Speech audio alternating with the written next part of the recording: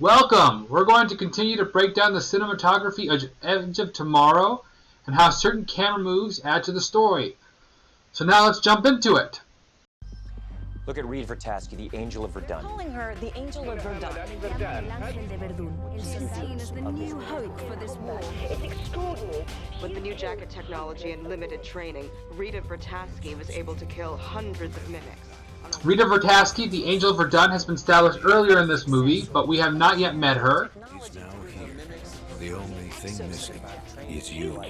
Technology. She was able to kill hundreds of mimics on only her first day. She is a kick-ass soldier who killed a lot of mimic aliens in her previous battle. In this next shot, we meet her. The camera starts looking down, giving us a map view of the training facility floor. The words, "Do not cross," is emblazoned on the ground. The camera sinks down and tilts up to see Vertasky meditating in this dangerous area. Essentially, the camera shot is telling us she's in a league of her own. This is the shot the movie introduces us to her.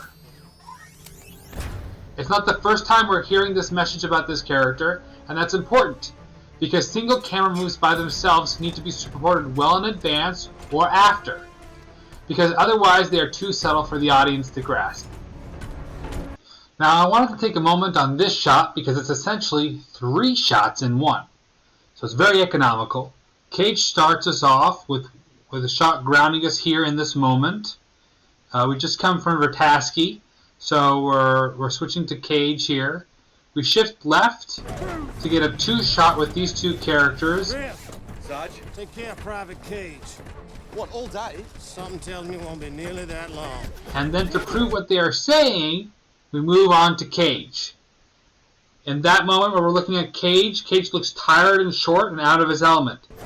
Now it took time and playing to create these frames and windows inside this one shot.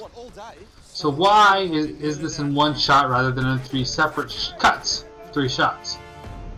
It's hard to say. Perhaps the choreography, despite the choreography, it's easier to shoot. It being in one shot also allows you to quickly compare Cage to the others in one moment.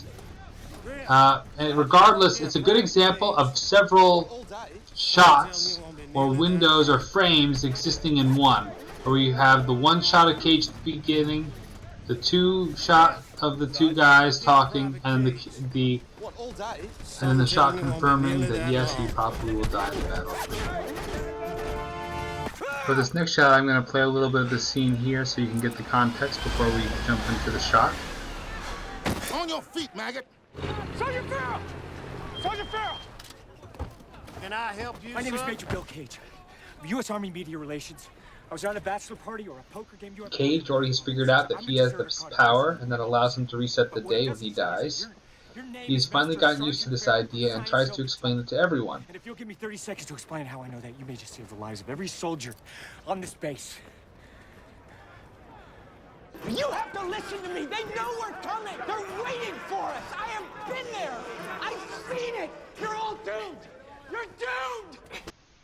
He's already tried to explain it once to Sergeant Farrell. We're going to repeat the beat in this next scene, meaning Cage explains it to them again, that he has this power, this special power that allows him to reset the day, and then he knows everyone's going to die, and then he gets ignored. But when you repeat yourself in film, you have to take it to the next level. You have to add stakes or intensity. Okay, I'm fine. I'm fine.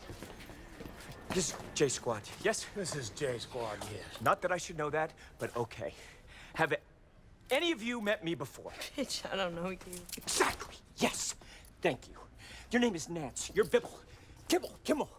You fight balls out, literally. Ford, Skinner, Griff. So there's more people in this scene, and then there's a dolly shot that helps out. We dolly in on this moment as if to say, this is the moment he will convince everybody. It's a build-up. It's exciting. Sounds crazy. It adds emphasis and importance to what he is saying, meaning he will actually convince them possibly. Nay, he is likely to convince them. You're very And alive. then we cut to the punchline of the joke. Nope, they don't believe him. 1 minute! These next shots can be summed up with he is now a badass.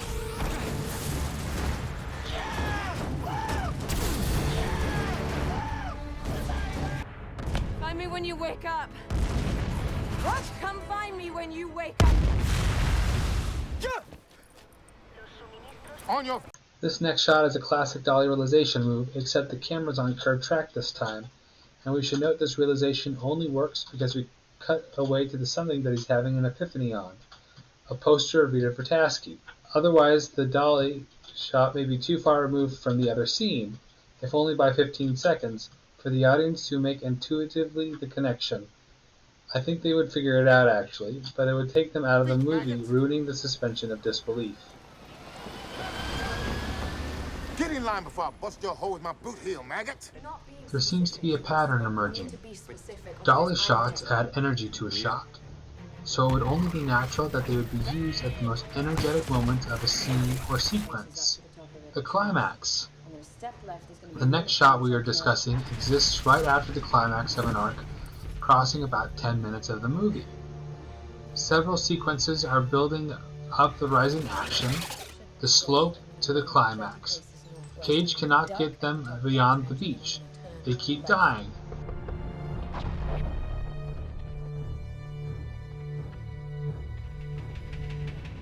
He even gives up a few times. They're here. They're winning. And whatever it is, they're gonna get it. Shouldn't you be over there? I've been over there. More times than anybody. As a matter of fact, I'm usually long dead by now. Then they get past the beach and get in a car and drive away.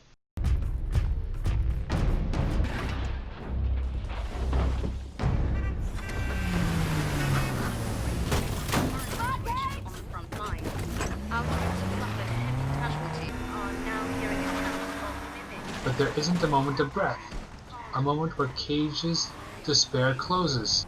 The enemy has reached London. Repeat. London is under attack.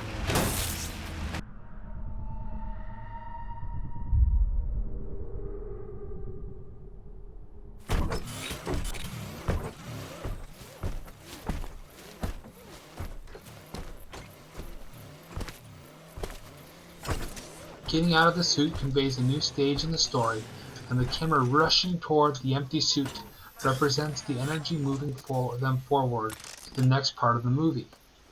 We do not slow down when we cut away from the shot. We cut away from the shot while we are still moving toward the suit, because it's all about moving forward.